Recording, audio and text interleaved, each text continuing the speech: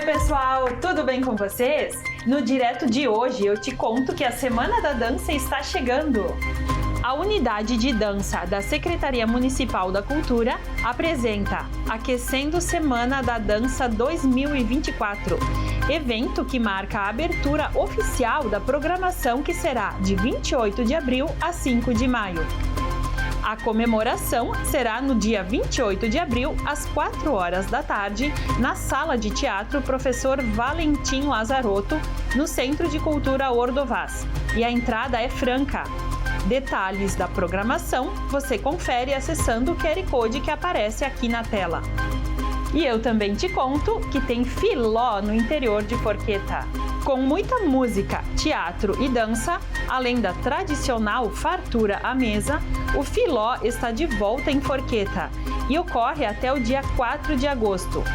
A proposta é reunir as comunidades das capelas do interior sempre aos domingos.